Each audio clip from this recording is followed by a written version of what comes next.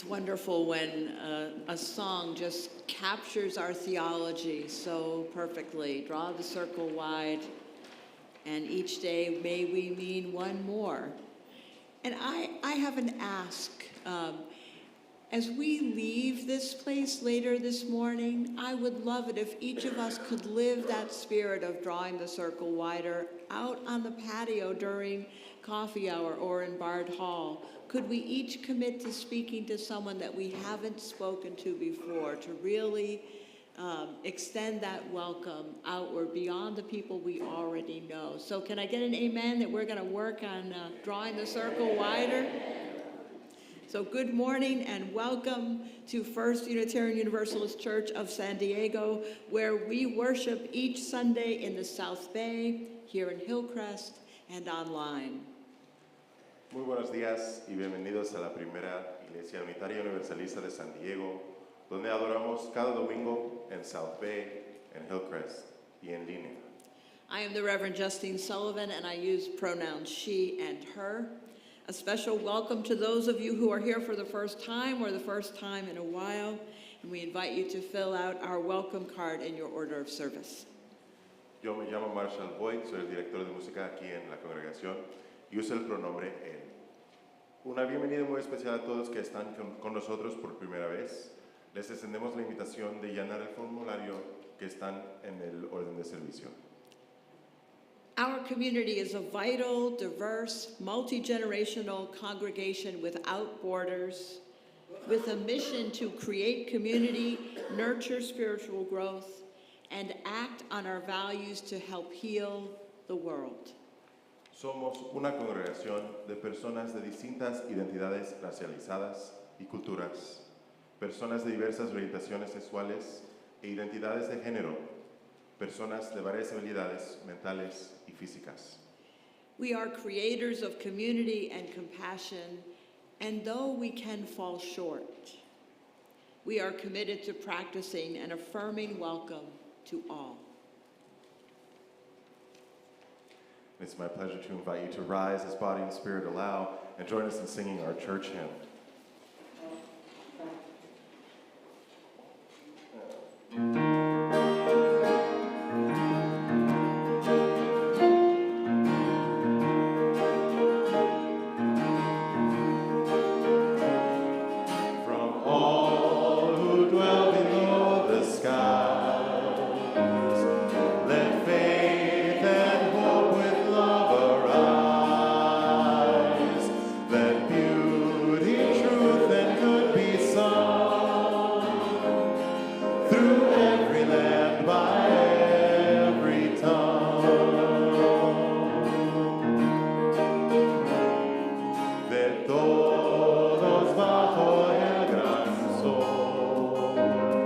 surja esperanza, fe y amor, verdad y belleza cantando, deja la tierra cada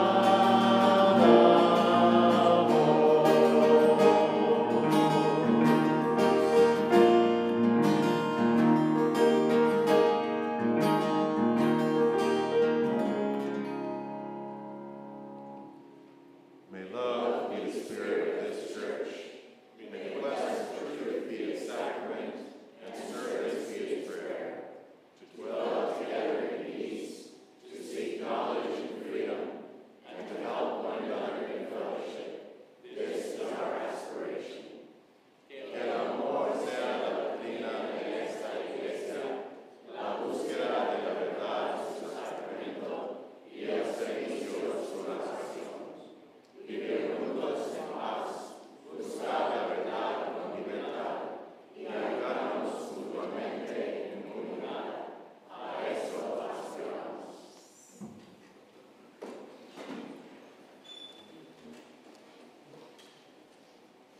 Good morning, my friends. I am Swamini Adityananda Saraswati, your intern minister, and I am so happy to see you today. Our first reading today is by Anne Hillman. It's called We Look with Uncertainty. We look with uncertainty beyond the old choices for clear-cut answers to a softer, more permeable aliveness, which is every moment at the brink of death. For something new is being born in us if we but let it.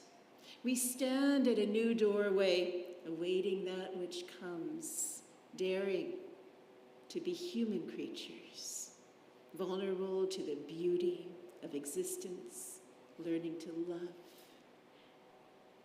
As we light this chalice, let us watch its flames rise, remembering flames always rise to the sky.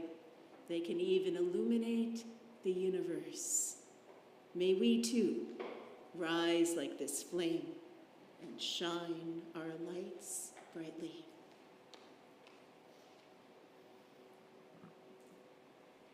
Con espíritu de reverencia, reconocemos que nos juntamos esta mañana en la tierra de los Kumeyaay, quienes continúan viviendo en todo su territorio.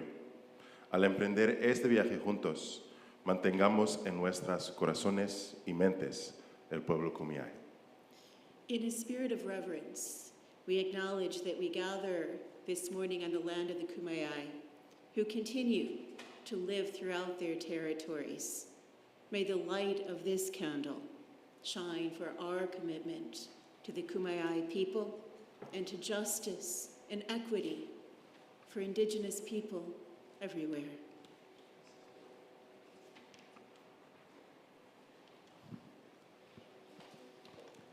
Good morning, friends. I'd like to invite any children or youth who are here and would like to come up and join me for the Time for All Ages. I think I see a taker back there. While we're waiting and giving them a chance to come up, a few announcements about next week. You know, next week is Easter. We'll have our Easter egg hunt. Even if it's raining, we'll figure something out. And also, for everybody, we're going to do something a little different this year, and we're going to do the Wheel of Life on Easter, but we're saving Flower Communion for April 21st, when it's a multi-gen service and the kids can be here. So, Wheel of Life next week, Flower Communion on the 21st. And good morning! Look at that, perfect timing. Oh, nice hair. So this morning, friends, our book is called The Kintsugi Kid. Do you know what that word means? No? I didn't either. Yeah, what does that even mean? It's an art form where you take something that's broken and fix it with gold. Ooh. So it's a sort of a... Yeah, just like recycling, exactly.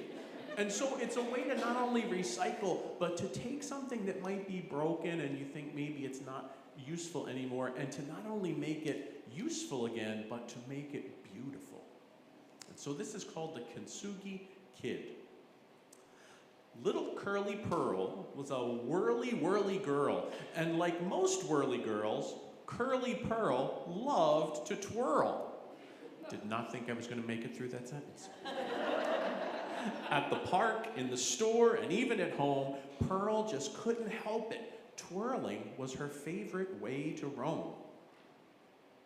One day, Pearl twirled past a colorful book adorned with a shimmery bowl. The bowl on the cover was special because its cracks were filled with gold. Below the bowl was a strange word in bold letters that Pearl tried to read. She asked, "Mommy, what is kintsugi?"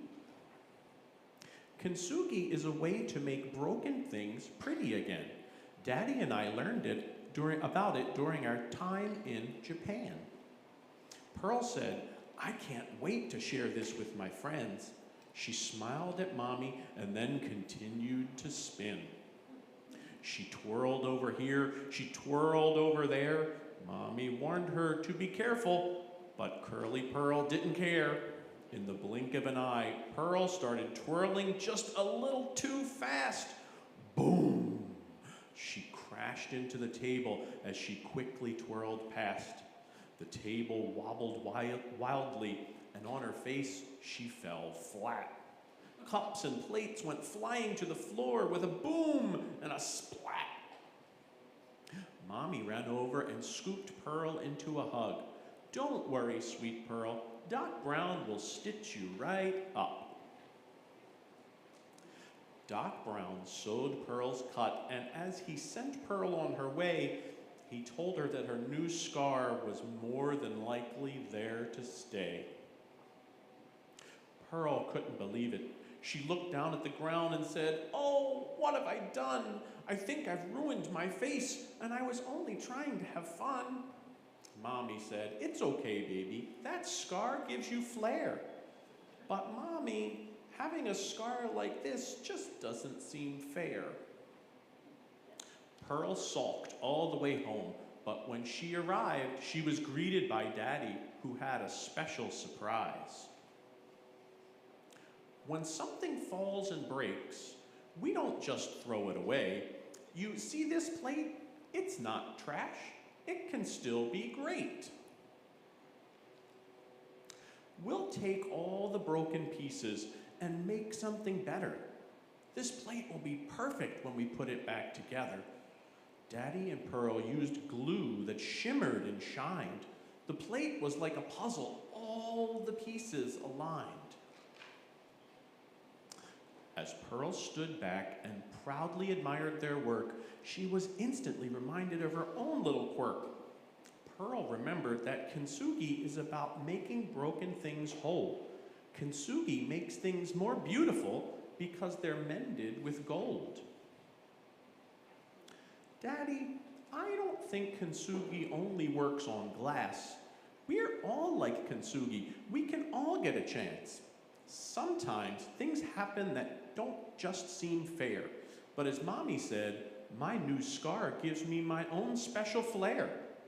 "That's right," Daddy said. "Like this plate that we've made more beautiful than before, your scar will be a symbol of strength forevermore." So your blemish, your chipped tooth, your big squiggly scar, yes, it will be with you wherever you are. But don't be afraid. There's no need to worry. Think of it as a chance to share your own story. Own your imperfections because they make you you. Always remember, your broken is beautiful too. The end. Even on your forehead, yes. Wow, well, I hope you like the story, friends, and I hope you don't ever feel like you have to hide things because you don't think that they're beautiful, right? Right, good. Let's stand up if you would help me, and we'll lead the congregation in our affirmation. I need your hands. So we'll say it first in English and then in Spanish. We are Unitarian Universalists, a people of open minds, loving hearts, and welcoming hands. Somos unitarios universalistas, personas de mentes abiertas, corazones amorosos, y manos que dan la bienvenida. And I invite any of the children or youth who would like to join me and their other leaders outside, and we'll go to religious education.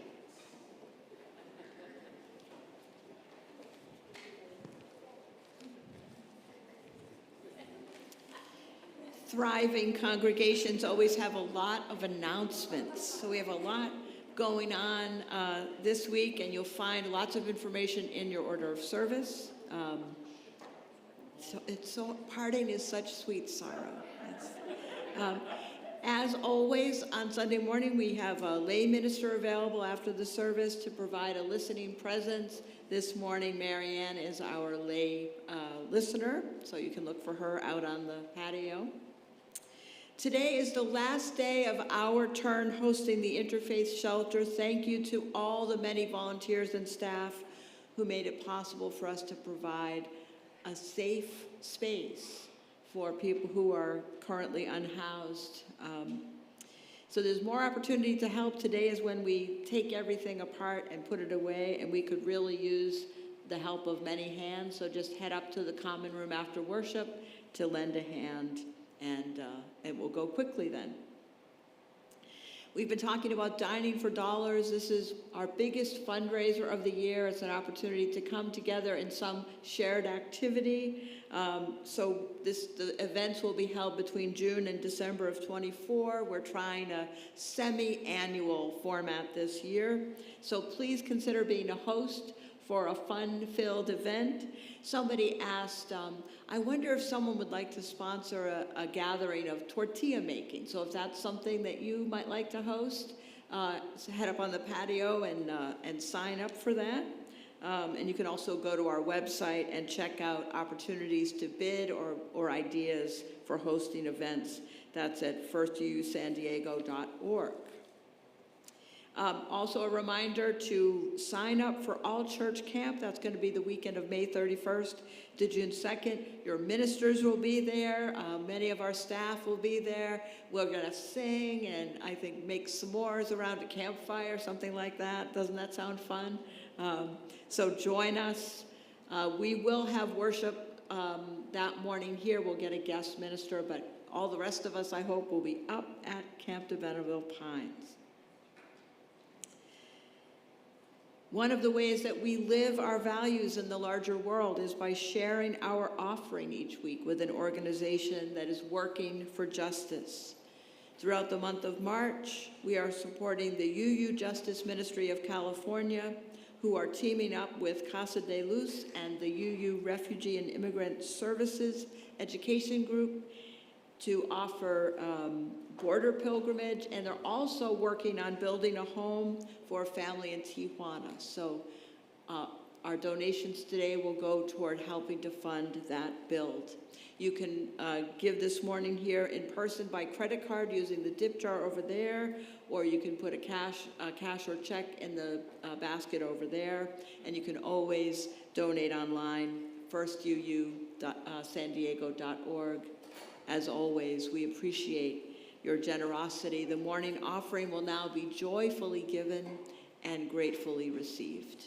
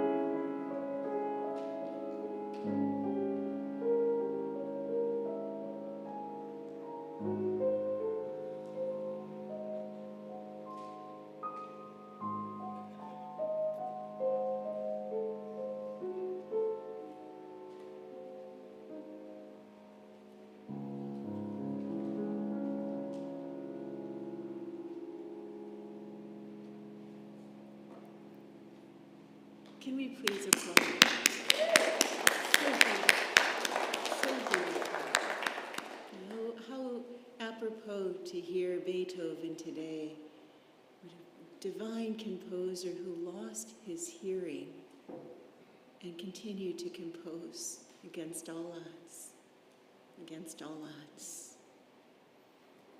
The great Hindu sage Paramahansa Yogananda said, "The greatest sin is to call yourself a sinner.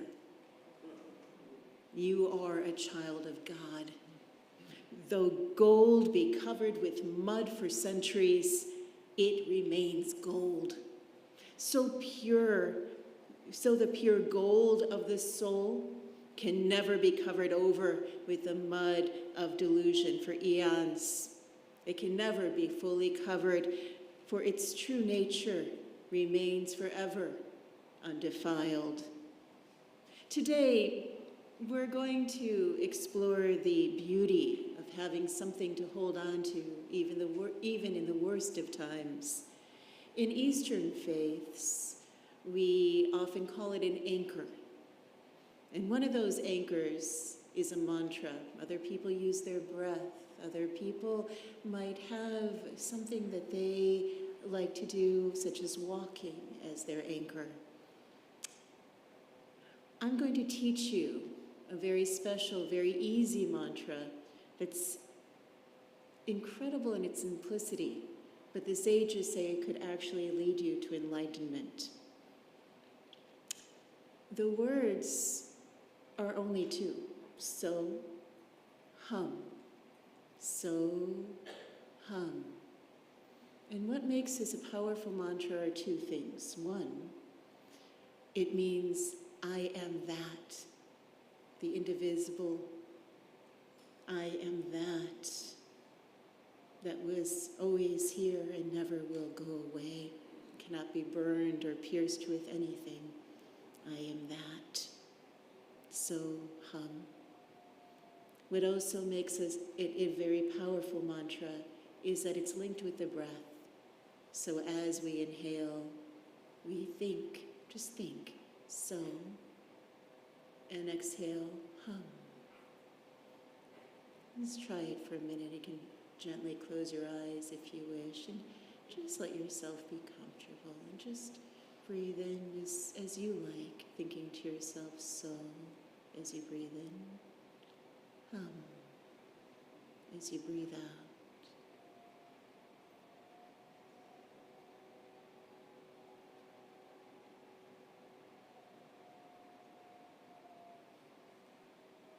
You might want to concentrate on the nostrils or on your stomach moving up and down, your lungs moving, so, hum.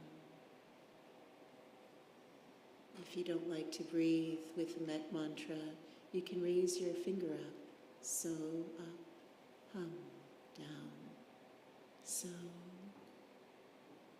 hum.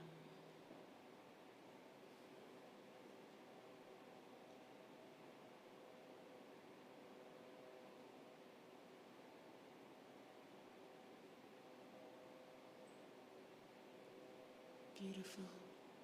You may open your eyes when you're ready, and you can continue anytime you wish to use this mantra. It's thousands of years old, a gift to you from the sages of India. May you be blessed.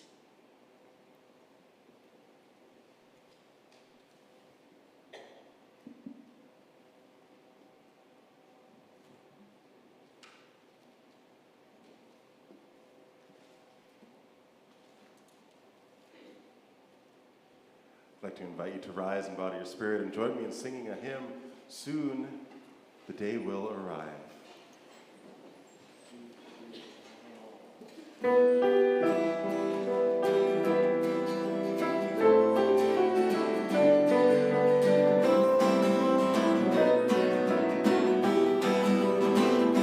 Soon the day will arrive when we will be together, and no longer will we live in fear. And the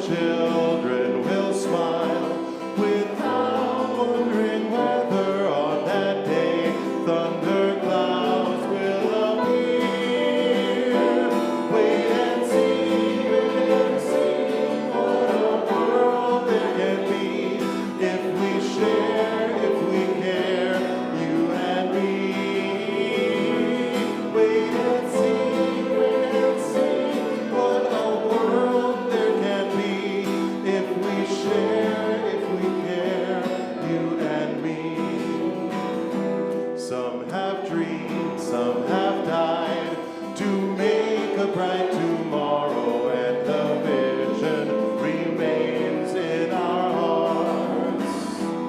Now the torch must be passed with new hope, not in sorrow, and a promise to make a new start. Wait and see what a world there can be if we share, if we care, you and me. Wait and see what a world there can be if we share, if we care, you and me.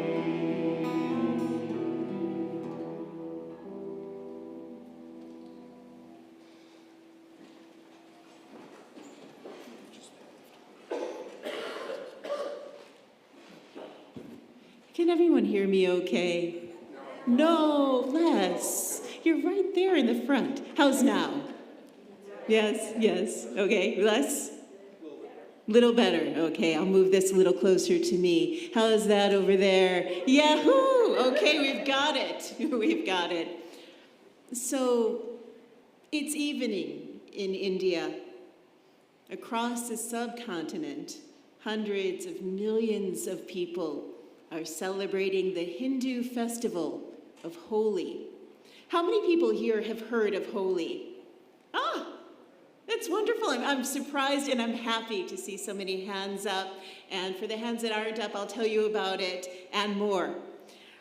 Holi is a joyous time. By day, you'll see the streets filled tomorrow morning or night with revelers of all ages. On Holy Day, they will wear their worst clothes. And you're giggling because we all know why, and I've ruined a lot of clothes in India, believe me. They know they will be bombarded by and will bombard others with colorful powders in celebration of love and springtime.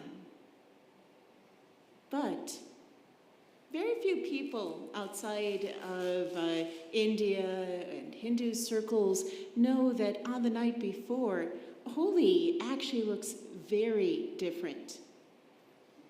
You see, as darkness descends, bonfires are lit, and an effigy will be burned to bits as revelers sing and, well, revel. But why? Why a bonfire? Who does this effigy represent? Why celebrate the burning of anything? Well, my friends, like I said, I have a story for you. And another story, but that will come. A long time ago, in a kingdom far, far away, was a demon king named Hiranyakashipu. He ruled over a vast land and hungered to dominate more and more. And thus, in his greed, blood flowed, and kingdom after kingdom fell. And as he gained in power, he demanded that he be worshipped all as God. The God was he. No other shall come before me, said he. He demanded tribute, vows, and prayers, putting himself in above and beyond all that was holy. But as always, in any good story, there was one problem, and in this story, it was his son, Prahlada. When Prahlada was young, he was the apple of the demon king's eyes, for he was very cute. But as he grew up, he saw his evil father's evil spirit. He saw the blood flowing through the streets, and he refused to bow down to such a man, much less worship him. For Prahlada loved his God, Lord Vishnu, the bestower of purity, of love, of righteousness. The king was outraged by his own son's blatant refusal to bow down and worship him. Kill him, he ordered. Kill him, he told his men. But Prahlada stuck to his beliefs, even as the ground beneath him started to shake, even as he felt himself drowning, and somehow he could not be killed. What does this mean? I'm going to digress a minute, but I promise I'll come back to this story. It all ties back together in the end to this story and the next story, the next story. I promise. There was a time over 20 years ago now when my life fell apart. My beloved father, who was my rock, my dear friend, my confidant, had been diagnosed with cancer. Within 2 weeks, he was gone. He was only 60 years old. To say my heart shattered into 1,000 pieces was an understatement. My worst of nightmares had come true. It got worse. The day after his funeral, I lost my home. And in the coming year, many other people that I loved, including one of my beloved spiritual teachers, Paramahansa Adityananda of India, also died. My tears were endless as I tried to find a way out of the brokenness that I felt so deeply in my soul. What could I hold on to when I was drowning, when every day meant more sorrow, more reminders of what I had lost? What could I hold on to when all had become unmoored? I would read the world's scriptures for answers, becoming stuck on sad passages like some people get stuck on sad songs. Mine were sad passages of scripture. I'm a bit of a nerd. One of them was Psalms 31, "Be merciful to me, Lord, for I am in distress. My eyes grow weak with sorrow, my body and soul with grief. My life is consumed by anguish. My strength fails because of my affliction, and my bones grow weak." So let us return now to the story of Prahlada, the little boy who lost his father due to his dad's narcissism and hatred. How lonely he must have been to have his parent turn away, for his father's love to turn to taunts, to turn to threats. How unmoored he must have been without the parental love his little boy heart craved. Every day, Prahlada would pray to the God he believed in. Every day, he felt a little bit more strengthened, a little bit less lonely, as he said the mantra, Om Namo Narayanaya, Om Namo Narayanaya, a prayer to Lord Vishnu, who he revered. Perhaps you, like Prahlada, might have your own mantra to help you survive your worst of times. What might it be? A prayer to God, perhaps, a repetition of a sacred phrase that you were given, or the repetition of a phrase such as, I'll get through this. I'll get through this. I will survive. I will survive. I've got this. I've got this. Everything is going to be okay. For me, I would pray the beautiful prayer of Hinduism that's often said in South India. It says, Ambe Sri Lalite Sivadayate Mai Krupane Kurukaranam in Sanskrit. It means, "Oh, Divine Mother, lead me through the dark woods that I'm in. I'm lost. I'm struggling to find my way." I still felt unmoored, undone, yet inside changes were happening, even if I didn't yet recognize them. Writer Cynthia Ocelli said, "For a seed to achieve its greatest expression, it must come completely undone. The shell cracks, its insides come out, and everything changes." To someone who doesn't understand growth, it would look like complete destruction. This was a year of my destruction, of my undoing. And surprisingly, resurrection for me came in the form of a refugee woman from Somalia. You see, as I was going through so much, I was a fairly new employee at a refugee resettlement agency here in the United States. There, I was asked to interview a woman named Anne. She was beautiful, beautiful like a model. And her story chilled me. She was 19 years old, she said, when she married her beloved husband. They lived in their native Somalia and were blissfully happy teenagers. And then one night, at 3:00 a.m., a knock came at the door. Soldiers barged in, and before she knew it, her husband had been dragged away to serve at the front lines of a brutal civil war. Anne was 7 months pregnant and 19 years old. And the next day she begged authorities to please release her husband. Instead, that night at 3 a.m., the knock came again, and she was dragged away and jailed for having asked too many questions.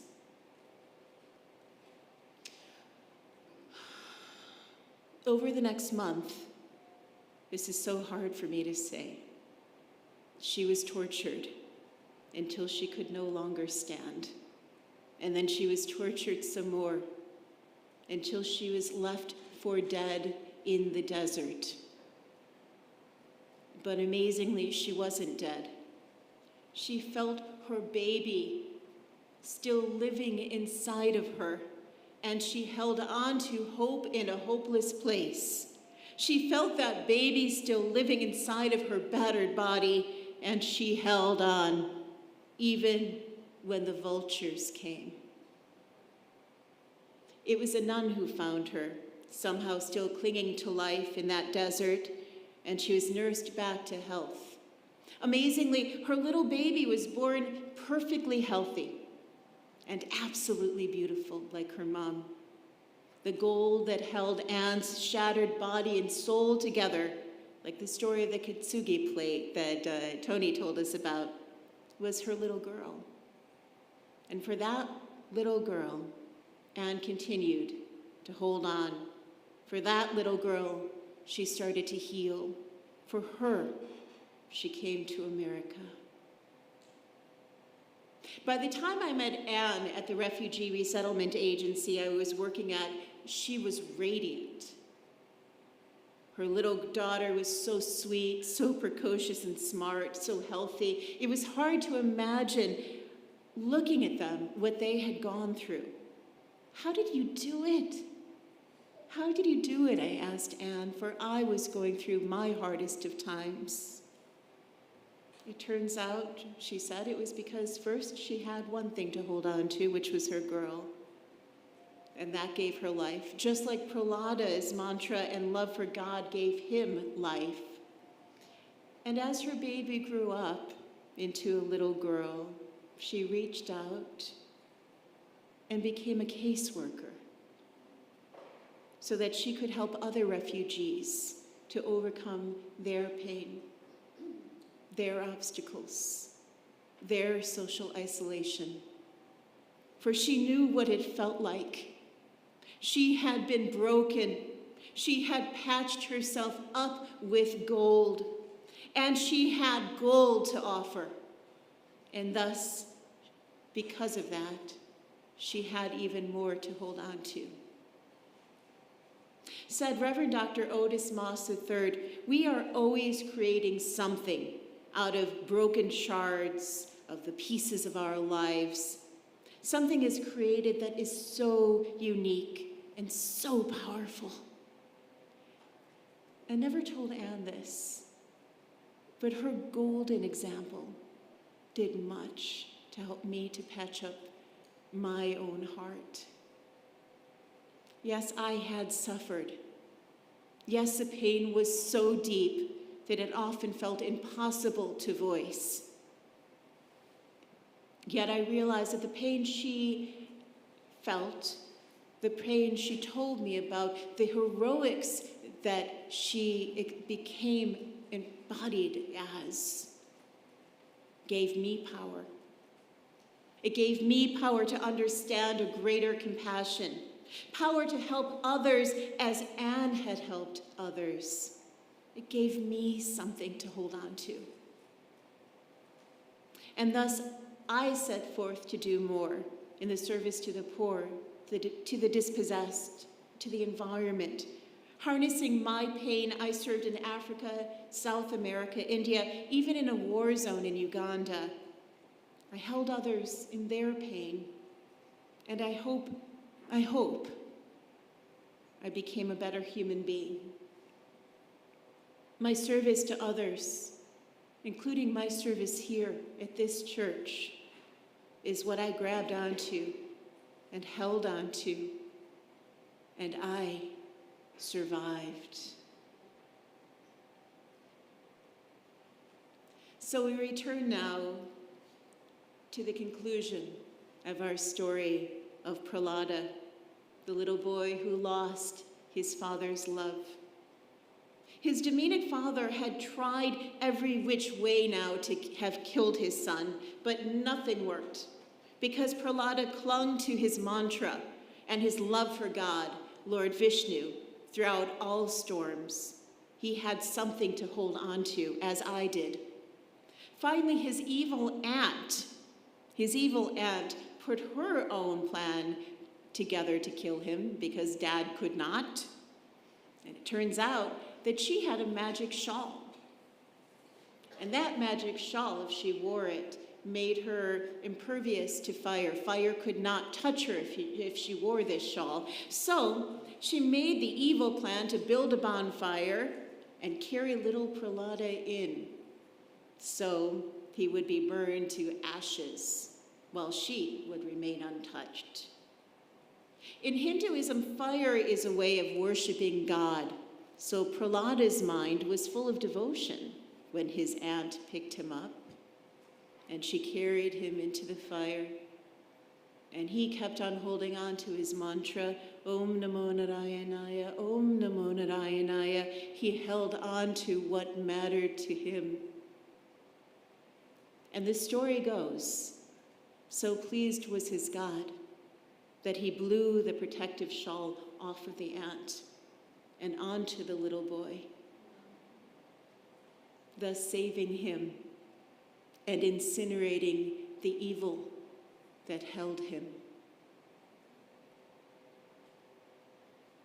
Right now, it's night in India. Across the beautiful subcontinent, crowds are burning the effigy of that evil ant named Holika. Holika. Once the fire has burned down, people will spread the ashes on their foreheads to remind them of the holiness of having been purified by fire while holding on to what matters. Howard Thurman once said, God places a crown over our heads for which we, the rest of our lives, trying to grow taller and taller to wear. God places a crown over our heads for which the rest of our lives we keep trying to grow tall enough to wear, says Howard Thurman. This is how we grow tall. We rise up From those ashes we rise up, for they make us taller in wisdom, taller for others, taller for ourselves. We rise. Wear your crowns proudly, my friends. They have been hard won by you. Wear your crowns proudly. Says the poet Rumi, dance when you're broken open, dance if you've torn that bandage off, dance in the middle of the fighting, dance when you're perfectly free. And so we rise, and still we must rise, so that we may harness that which has made us wiser, even when it feels like a demon has it on its lap, and we are only seeing a field of flames. Hold tight. You're becoming that flame. You're becoming that light. That beautiful golden light. Rise, my friends, and still rise. May it be so.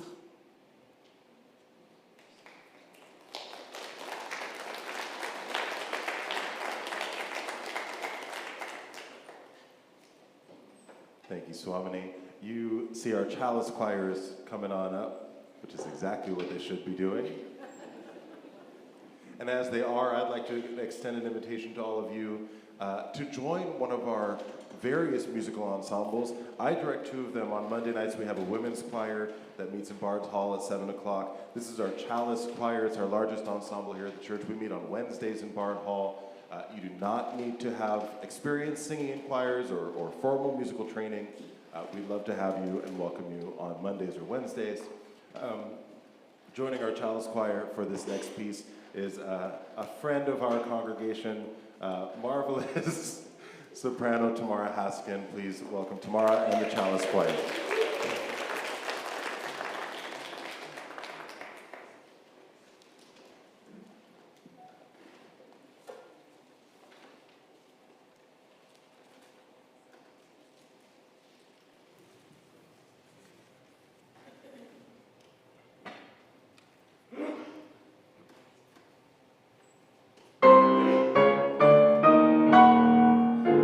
I have been wounded, aching, heart full of pain.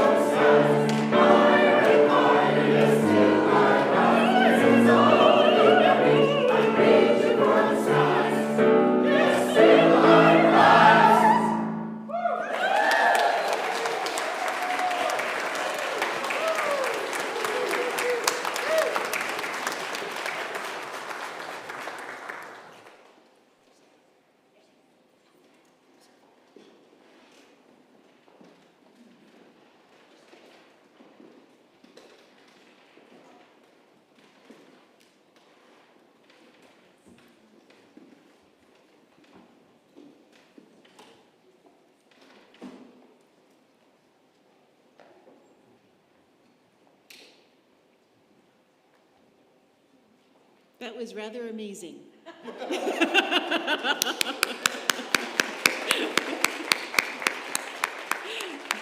In all my years of doing ministry, I never went, woo, woo, from the pulpit.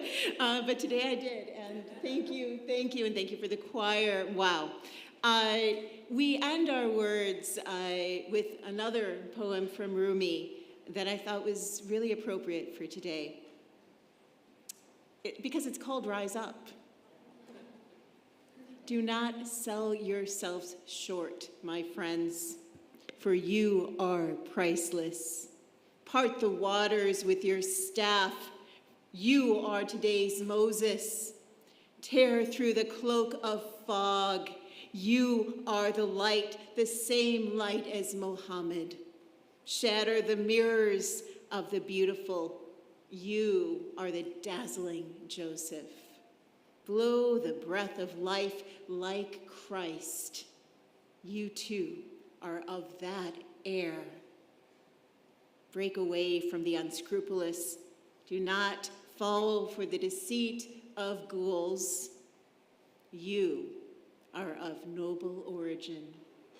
You are from the highest high. Blessed be. Blessings to you and all whose lives you touch and will touch. Amen.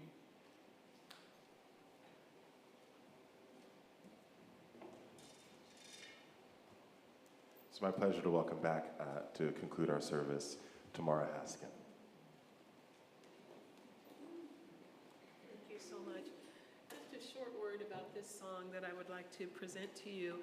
It's called My Mother is a Singer, and it's an amazing song written from the perspective of a daughter who's encouraging her mother who's been through hell, literally hell, who is, we're assuming a single mother who has given up everything for her life, for her children, etc.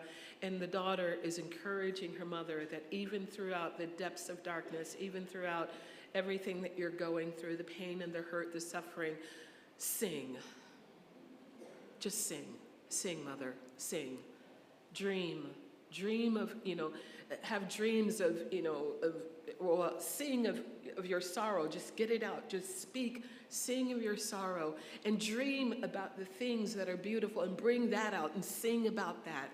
The daughter is imploring her mother, sing. Just sing throughout whatever. Just keep your song in your heart. My mother is a singer.